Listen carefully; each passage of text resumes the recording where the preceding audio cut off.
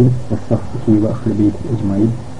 رب اشرح لي صدري ويسر لي أمري واحلل من لساني ويفقهوا قولي. استعوذ بالله. أعوذ بالله من الشيطان الرجيم. بسم الله الرحمن الرحيم. Bugünkü gerçek sahabamız Müslümanlar Hazreti Osman radıyallahu anh. Biliyorsunuz Osman radıyallahu anh Peygamber aleyhissalatu vesselam'ın yakın sahabalarından biri olur. Ve Allah subhanahu wa ta'ala'nın izniyle 3. halife olan Ebu Bekir ve Ömer radıyallahu anh'tan sonra 3. halife olan bir Müslüman. Özü Kureyş'in Abdülmenaf tayfasını değişti olup ilkincilerin arasında İslam dinine girdiler. Onun İslam dinine girmesine sebep Ebu Bekir radıyallahu anh oldudur.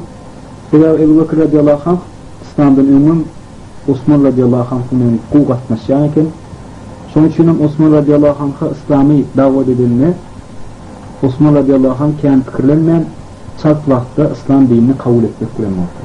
Aslında Hazreti Osman'ın siyaseti İslam'a yakın etti.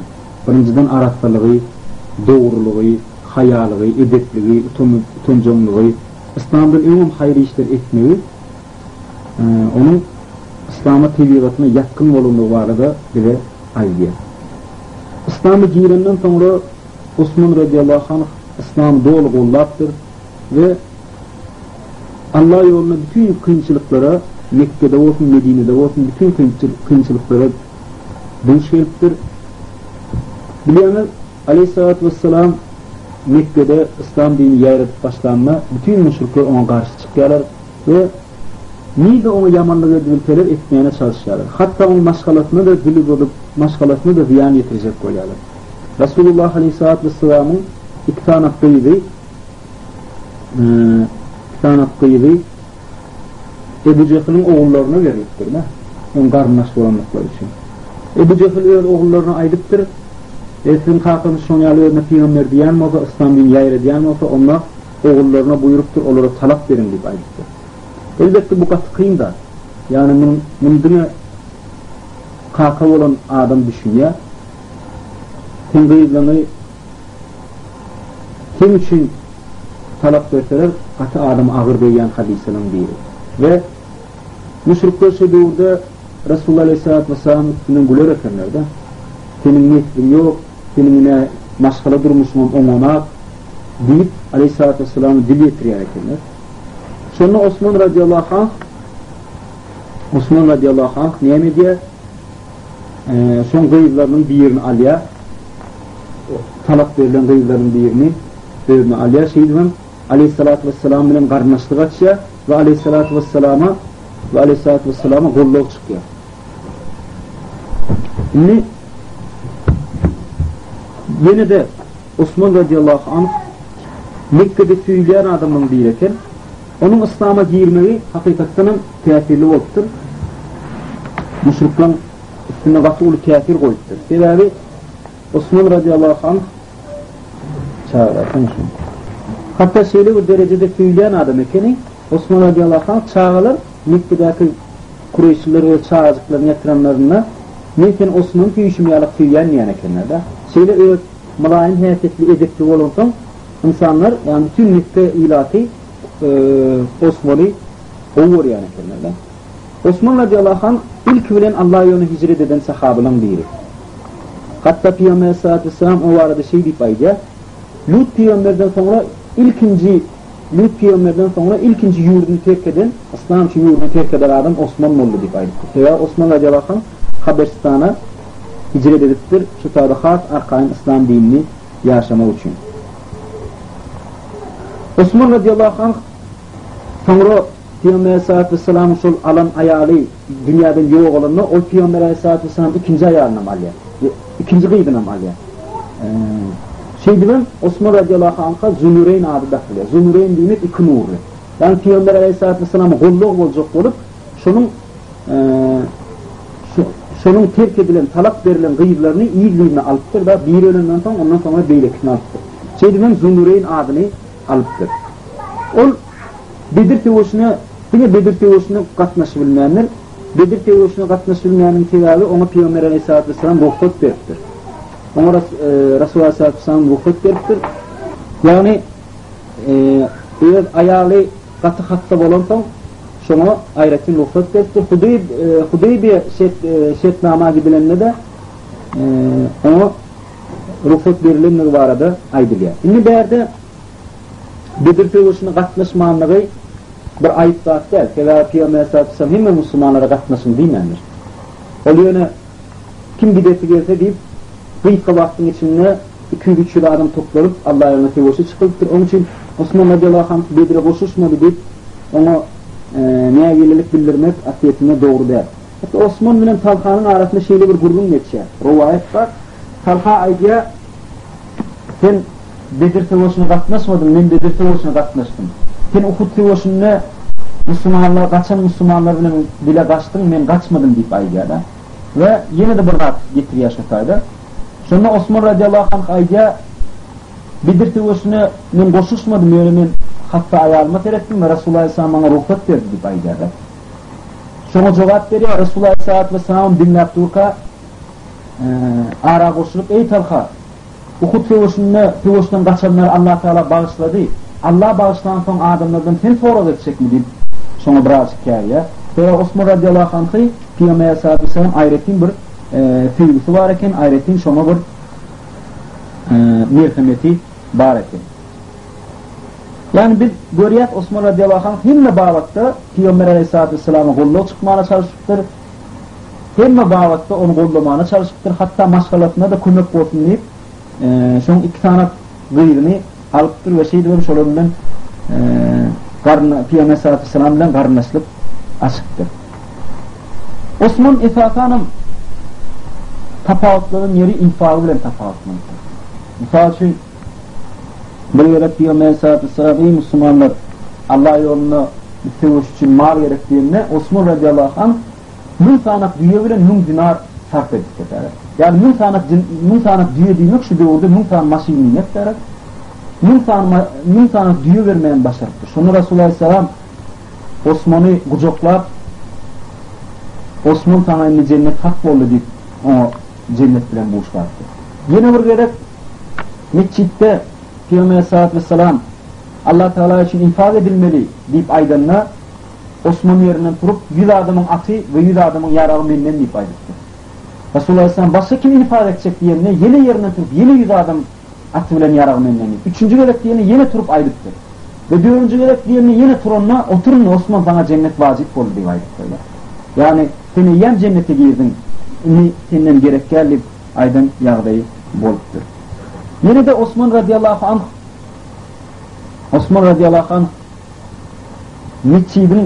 mescidi giyinetmek için şu daş devletteki oturan adamların yerini satın alıp Peygamber aleyhissalatu vesselam'ın mescidine bahsediptir şu alın pulunu, nimetini ve şu mescidi giyinetmeyene sebep boluptur.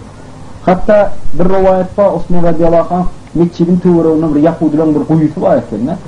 Şu tarzdan Müslümanlar su içtinleyip 20.000 dinara şunu alıp Müslümanlara bahseden yerin boluptur. Yani Osman radıyallahu anh bir görüyor her işe şunu yarak hayır işlere ılgayan sahabılan giyretir. Yani Osman radıyallahu anh'ın başka da bir tarafı vardı. İslam cemaatine ayretin bir bedel veriyen, İslam cemaatini güzelleştiren başka da bir tarafı var. Biliyorsunuz her bir sahabenin bir okuyu vardı. Ebu Bekir radıyallahu anh bek imanı bilen, Ömer adaleti bilen, Ali tevoşçumluğu ve ilmi bilen her bir sahabe bir da bilen tapavutlayan kimler. Osman radıyallahu anh'ın tapavutlayan yeri ve cemaatin kimçiliğini tamamlayan yeri ahlakı ve edebi kimler. Şeyli bir ahlakı, hayalığı, şeyler edebi var iken hatta Müslümanlar şunu görseler öyle yağdaylarından utanıyan kimlerden. Misal şu şeyle bir rivayet aydılıyor. Aleyhissalatu vesselam bir gerekte mescitte sahabeler bilen oturka dili görünüyor ne eşeğine. Yani şu üstündeki doğanı kaldırıptır ve dili görünüp oturan ne oturka. Osman direnine Resulullah aleyhissalatu vesselam dilini yaptı deyip aydılıyor. Yani Osman'ın hayatı idebi var. Hem adamları sahabelerin hem cemaati tesirleyen ekimler. Rivayetleri var Osman radıyallahu anh bu düşünmede içkeşini düşün, çıkarman düş yani. Yani şu deydiyen ya Osman değilimde men Allah'dan utanmayan yani. Yani şeyle utancan bolup şeyle Allah Teala'dan haya eden, şeyle pitbel, şeyle yumuşak bir Müslüman ekeni Hazreti Osman radıyallahu anh. Hazreti Osman radıyallahu anh hakikaten Allah Teala'nın dostudur. Allah Teala'nın kim dost olsa Allah subhanahu wa ta'ala şuna basiret verir. Yani ömrü vuruculuk diyen laf verirler. Mesela şu bir sahabe rivayet ediyor, biz Osman'ın yanına ziyaretine var yadık diye, halif devrinde. Biz Osman'ın yanına ziyareti var yadık diye. Yolda buradan gördüm diye o odanın ayağı düştü diye. Ve şunu kuvvedik gördüm bile kıyımladım diye. Sonra Osman'ın evine var girdik, olayım Osman bana seyredip aranızda bir ay göz bilen zina etti diye aydıklarında. Sonra ben ya Osman vahiy kesilmedi mi? Kim bilden bilyen gayet saatler deyip aydanına Osman radıyallahu anh indiki de seyretmeyinlik tavsiyetlerde. Yani Allah subhanahu wa ta'ala'nın öz dostlarına ama özüne yakın insanlara bir basiret diyen bir vakit veriyor. Şu sayesinde insan kâvir rahatlar görüldü yani. Kâvir rahatlar görüldü. Osman radıyallahu anh halifalık devrine edindiğin ulu işi o Ebu Bekir ve Ömer'in yolunu devam ettiriptir. Müslümanlar cihada uğradıktır, Müslümanlar gollattır. Ve en ulu eden işi Hazreti Osman'ın devrine Kur'an cemleniye, yani her kimin elindeki Kur'an yazgıları, sureler varsa cemleniye de bir kitap haline getiriyor. Şuna hatta elimizdeki Kur'an-ı Kerim Hazreti Osman devrine yığınlanıp çap edilen, tertibe koyulan Kur'an-ı Kerim nüshasıdır. Ve şundan 4-5 tane yazdırıp, mendeş edip yazdırıp, bir yerini Mısır'ı, bir yerini Suriye, bir yerini Medine, bir yerini Mekke uğradıp şeydip, Kur'an'ı Osman radıyallahu anh öz devrine en gol Kur'an bilen adamlar yığınak şoları buyruptur, Kur'an cemlen, Kur'an'ı yığınan, Kur'an'ı bir kitap haline getirin deyip, şunun üstüne işlerdir ve en ulu eden amali Osman radıyallahu anh'ın en ulu eden amali şu vardır. Yine Osman radıyallahu anh bilenin Müslümanlar haca gidenlerine bir yere haca gidenlerine 1500 tane Müslüman haca gidiyor. Mekke o vakit erkek müşrikler edildi. Sonra Mekkeliler aydiyalar biz sizi Mina'ya verecekler deyip aydiyalar da. Bu yıl haca verecekler deyip aydiyalar. Sonra Resulullah Aleyhisselam aydiya biriniz gidin de hani Mekkeliler bunu görüşün diye de bu getleşik geçirin deyip aydiyalar. Ve Ömer'e söyledi. Ömer'im diye ya Resulullah Mekkeliler beni katıhalanak men batın öldürürler diye. Negerim diye Osman Mekke'de olur ve Osman Mekke'de olur diye ve onun karınlaşları çok ona da bilmezler diye. Sonra Osman gitmeli böyle. Osman barıp Kureyşler bilen görüşüyor. Kureyşler ayda bu yıl siz onu ılalaşır ediyorlar. Bu yıl siz Mekke'ye gelmeyen haca 2 yıl gelin, 2 yıl biz sizi koyuyoruz. Biz Mekke'den çıkıp gider, sizden gelirsiniz hacını edip yine de dayanasını deyip aydılıyor. Sonra Osman radıyallahu anh böyle ona deyip kayıtacak böyle. Ona diyorlar da Osman sen öyle hacın var berzaya gittik de diyenle Osman radıyallahu anh şu tayda aydiya Peygamber aleyhissalatu vesselam hac etmedik yılına bana da hac etmek dursun olmaz deyip aydiya. Yani şeyle Peygamber'e bağlı, şeyle Peygamber'e vefalım sana kendileri. Peygamber hac etmedi benim edecek gelip şu taydan çıkıp aydiya. Birazcık tenemene oluyorlar. Sonra Müslümanlara haber geliyor. Osman şehit ediliptir deyip aydılıyor. Osman'ı öldürdüler deyip aydılıyor. Hakikaten müşrikler sonra erbettikleri yüreklerini duyuyorlar. Hatta Osman'ı pistol ediyorlar. Şu haber Müslümanlara gelenle hem Müslümanlar aktifine haca ediyen adamın hiç yararı yok da. Yine küçük bıçaklar oluyor, bir kadınla kılıç oluyor. Sonra bütün Müslümanlar bir Osman'ı halat ediyen çak hem şehit olayan çak şu tabi tüvüşet deyip karar alıyorlar. Sondan çekilen müşrikler Osman radıyallahu anh'ı koy veriyorlar. Ve Müslümanlar hakikaten bu tabi Osman'ın şeyli tüyüşleri şeyle onu hürmet koyanlıklar berde ayan mı ya da Osman radıyallahu anh hakikaten Müslümanın kalbine yer edinilen bir insan eken. Yine Osman radıyallahu anh doğruna çıkan fitneler vardı aydamızda Müslümanlar. Bir ayda her bir insanın kol tarafları var, pis tarafları var. Osman radiyallahu anh döwründe bilişimiz yarak Müslüman ümmetde käbir azalyklyklar başlaýar. Onun birincisine sebep bolan Abdullah bin Sebe diýen Yahudi, bu adam aslında Müslüman bolan olup Müslümanlaryň arasy fitneye ýaýar. Misre gidiyor, Irak'a gidiyor, bir näçe ýurtlar aýlanýardany. Men sizin ýanymyza alyp Osman İslam döwletini dik tutanap, Osman'a bir karşı bolmaly, Osman'ı yıkmaly, onu ýana alyny getirmeli diýip Alony ýalaklar diýmek we Ali Osman diýýär. Şonda da şoň adından getler ve maňa kim uýmasa günäkär bolýar diýip şoň ýalak wagtlar edip Müslüman jemaaty bulaşdyryp bilen bir Yahudi haramzadanyň eden işi. İkincisi Ebu Zer bin Gıffar diyen sahaba. Ebu Zer Gıffar gelip ya Osman sen ümmet bağlığı, bolluğa ımtılıp cihadiyattan çıkardı. Gariplere kömek eden at.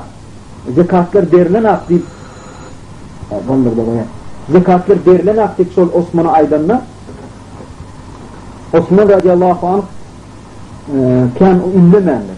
Ebu Zer'in dinini etmenler ve Ebu Zer sen Resulullah Aleyhisselam sen mağarada şey dedi, sen tek kork yaşar, tek kork ölürsün, son çinin sen gidey, başka yere gidey deyip onu bir ova sürgün ediyor. Asliyetini Ebu Zer şu tadı fitne çıkacağını görüptür da, veya bağlarıyla gariple arası açılıp başlattır. Zekat verilmeyen eken, tabaka verilmeyen eken. Sonra Ebu Zer Gıffar'a intiverse hayırlı olacağı eken. Ebu Zer Gıffar'a dinlese, şu tadı hayırlı olacağı için ama Ebu Zer Gıffar'ın dinlemeyenler şu teyatlarının kâvir bekbahçılıkların ümini alıp olmandır. Osman radiyallahu anh zekat meselesine öz müminlere anılıptır da bağırlap durmandır. Şular doğru zekat veriyor mi, berene atmayız, doğru sadakatını veriyor mi, berene şunu bağırlamandır. Osman tevavi yumuşak kıyafetli de yumuşak kıyafetli olandan ay böyle alay Müslümanlar veriyenlerle imanlar bara olan menden yaşırtalarım Allah'dan ne yaşırarlar deyip şu meselede arkayın katlaşıptır, şu meselenin biraz koğuşadıptır. Bu da kötü adamın zekat vermezliğine sebep olmuştur. Bu da ümmet içinde iştilişip vaat edip garipler bilen bağlan arasından Müslüman ümmetin içine fitneye yol açıktır. Yine de Osman'ın yumuşak kıyafetliliğinden gelip çıkan neticelerin biri kâvir cemaatler öylerde rahatlarda yığınlaşıp öyle aralarına cemaatlaşıp başlattırlar da. Öyle aralarına yığınlaşıp sonra topor bolup başlattırlar. Osman radiyallahu anh şonu ruhsat veripdir. Aslında ön sahabeler, ön halifeler ruhsat vermeyen eken. Bini mescitte yığınlaşın, bini mescitte maslahatlaşın, ümmetten, adamlardan, bütün Müslümanlardan yaşırın rahatınız bolmasın deyip tavsiyen ekenler. Osman radiyallahu anh derdi yine de hoş niyetlilik ediptir de. Ay böyle ya yığınını verin. Yığınını verin, fitne gürleşmeseniz böyle ya, ervesat gürleşmeseniz böyle ya deyip insanlara öylerde yığınınlarına ruhsat veriptir. Bununla kâvir yüreğine ervetlik olan adamlar tersini ulanıktırlar. Şu sebeplerin İslam devletinin içinde hadiseler yayrak başlaya ve neticede fitne çıkıyor ve Hazreti Osman'ın niyeyle olaylarken kut yere hakimet bir kardeşini belleyen zekat pullarını soğumanı umaran zekat yığınından bilen aktif Müslümanlar dava ediyorlar ve bu İfadanın müfürlüler rahatlar bağır olan bir topor bir gün Osman radiyallahu anh'ın öyünü kavaya ve şu yerde üstüne gıykılıklar vaat edip tehilekler ediyorlar. Osman neyin için bilmem Kur'an'a yapışıyor ve Kur'an okumanı duruyor. Ey Allah Teala ben yanlışım yapamam bağışla şu fitneni, şu belanı benim başımdan soğuk deyip durman Kur'an okuyor.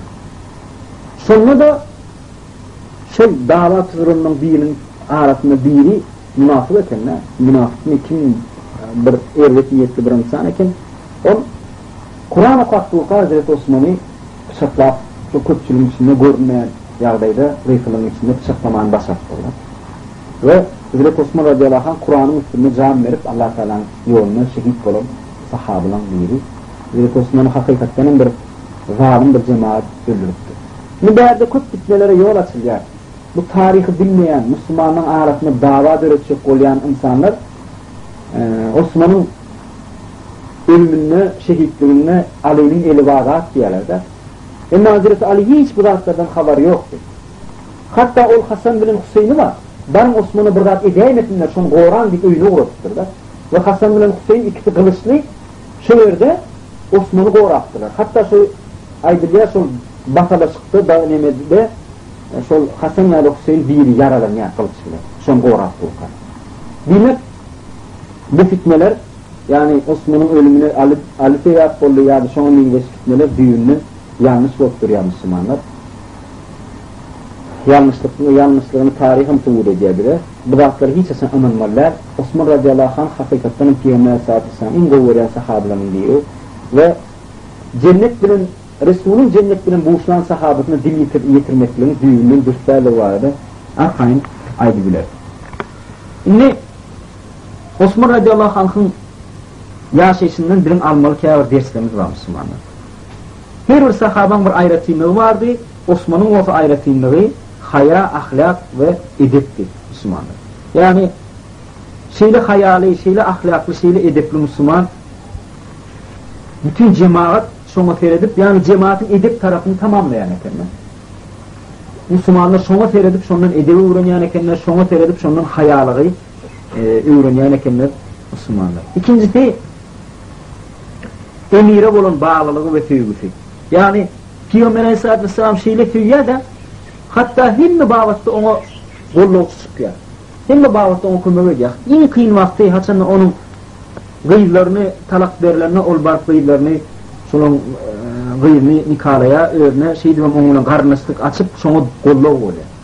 Bütün meselelerde de ona kılmaya ediyor. Pul taraftan, kılıç taraftan, ılım taraftan, maslahat taraftan hem meselede Aleyhisselatü Vesselam'ın yanından ayrılmayan iken ve Peygamber Aleyhisselatü Vesselam'ı gollayan bek sahabeler bireken çünkü Peygamber Aleyhisselatü Vesselam onu dünyada kaynat cennet bilen buluşlattı. Osman radıyallahu anh bütün beyleki cennet bilen buluşlanan sahabeler yalakka o hem mal bilen cihadı bek ediyen iken o dünyadan doğru yürü uğrayan iken öğün doğru İslam'a bahsediyen sahabeken o Allah yoluna mal sarf etmeli meseleye gelinle hiç gayrısı var diyor ki hatta bir giden mali sarf edilen iken aslında Müslümanlar şeyle burada at var da bayağı adamın Allah yoluna sadaka vermeyi kıyınlar garibi adamlar ama Osman radıyallahu anh şu kalbundaki nefsini öldürmeyen başarıktır gerek yerine mümlep düğü veriptir, yüzlep at veriptir, kılıç veriptir, yarar veriptir Müslümanlara. Allah için gerek olan yardayından hiç fırzadı kayvarmayan Müslümanların bireki. O vasiyetinde Müslümanların arası tüyleyen Müslüman hakim. Yani vasiyetinde Müslümanların arasında tüyleyen adam olmaklık var, ulu derecede. Yani sahabeler ama değil ki Müslümanlıktaki tayfalara himmeti Osman'ın şeyle kuvur yani. Osman'ın İslam'a girişi aslında Kureyşler için ulu urgu oldular. Yani himme halk onu kuvur yani. Kuvur yani adam İslam'a girse onunla himme adamların onun yüzünden girecek demek de. Hudeybiye'de onu görün batırlığını görüyor. Hudeybiye'de onu görün batırlığını görüyor. Yani Umar radıyallahu anh'ın çekinin yerine Osman radıyallahu anh arkayın Mekke'ye gidip şu fayda müşrikler bilen gitleşip geçirip bir gelişiye geldiğin başarıya hakikaten Müslümanların en yetmişçiliği ediyen yer ahlak ve edep de mesela şu tevhide kovulsa ya da ilmi olsa, ibadet köp olsa hükman ediyor tek böyle şu devirde edepli olmak hakikaten kıyın da sebebi daş devirinde bile bir edeplik bir ahlaklık da ama şunu hiç unutmalılar davetın en esas bölüğü edeptir. İnsanlar kimi işe var ya kimi dinleyorlar. Edep tadın özünün üstüne adama kulak atıyorlar. Ahlak tadın özünün üstüne adama kulak atıyorlar. Sen onun derece, sen bir cahilden yanına barıp olur tüyünç ediyen olsa senin tüyünçsen olur yöne dünyanın koğlap verse senin dünyanın koğlasan olur sen dinleme. Tibetin olur bilen din dereceli de insan haçın dinleyen insanı. Haçınla sen onun üstün var onda. Ve Müslümanın üstünlüğü var, ahlakta olmalı. Yani özünün alt başında, tertibinde, edebinde, ahlakında Müslüman üç köşük olsa da, Şoň adam insanlara dagwat bolýar. Her bir musulman unutman, her bir musulmany baş döwletde adamlar bilmeýänler. Sizin bir eden yanlışlığınız bütün musulmanlara mal bolýandyr. Sizin bir eden ýaşylygyňyz eýem insanlar täsirleýär. Çünkü edip diýen adam musulmanlar, ahlak diýen adam gaty köp üstürler. Musulman hiç için teýünýän adam bolmalylar. Musulman yalan söylemeler, gıybet etmeler, göýrüklük etmeler. Musulman petper bolmaly, Osman ýalak ýumşak bolmaly, edepli, hayaly bolmaly, utanjak bolmaly. Şol insana bilen berýän zatlar şollar. O gereklerini batyram gaýdusy bolmaly. Yani o diýmekler batyr bolmak diýmekler ahlaksyz bolmaly. Şol hemme gady dinlikden barmaly musulmanlar. Hakykatdan Peygamber sallallahu aleyhi ve sellem'in bir hadis-i şerifi var. Kıyamatda amal teröristine in ağır amal edep bozaktır, ahlak bozaktır diýip aýdýar. Sebäbi haya hem imandan, ahlak hem imandan gelip çykýar, edep hem imandan gelip çykýar. Yani şunun hemmeti gandyrda goýar. Şunun hemmeti imandan gelip çykýan üstün amallar bolup durýar musulmanlar. Osman barada soraňyz barmy? Osman radiyallahu anh barada sorajaklarynız, düşünmedikleriniz, boşluklarınız bar bolsa inşallah jogaplayly. Üçüncü halif bolan Osman radiyallahu anh. Ebu Bekir, Omar, Osman, ondan sonra Ali bolan. Takminen 6 ýyl golay halifliği yöretdi. 6 ýa 8 ýyl, 6 ýyl bolmaly. Halifliği yöretdi.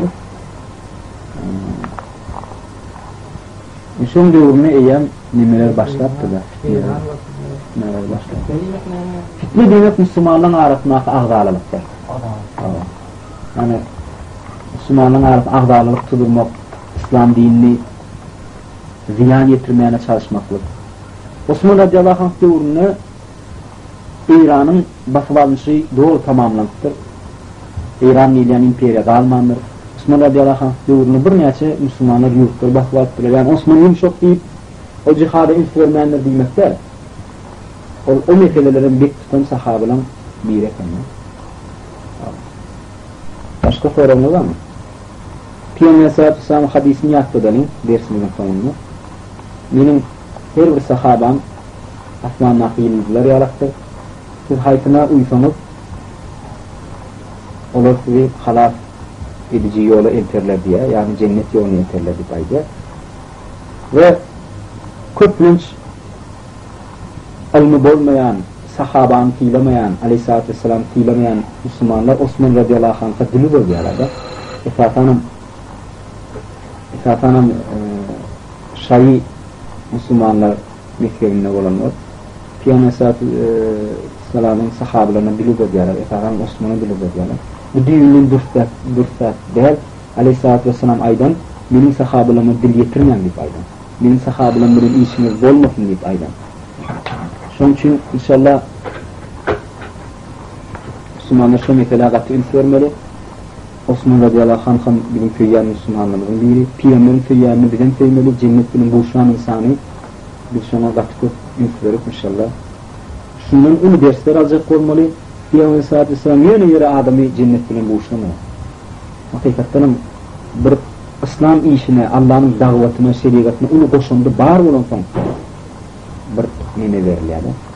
Şoň üçin inşallah şoňa gaty köp vermek gerek. Wa ahir dawan elhamdülillahi rabbil alamin. Allah subhanahu wa taala himmemle Osman radiyallahu anh'ın kıyarak iman nasip eylesin.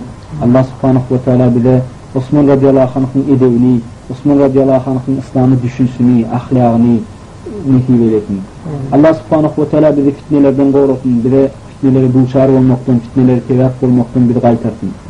Allah subhanahu wa taala bizim aramızdan Osman ýalak musulmanlaryň çykmagyny, Osman ýalak İslam dinine wefaly, Allah ýolunda jihad edýän, maly mülküne hereket edýän musulmanlaryň çykmagyny nasip eylesin. Wa ahir dawana elhamdülillahi rabbil alamin.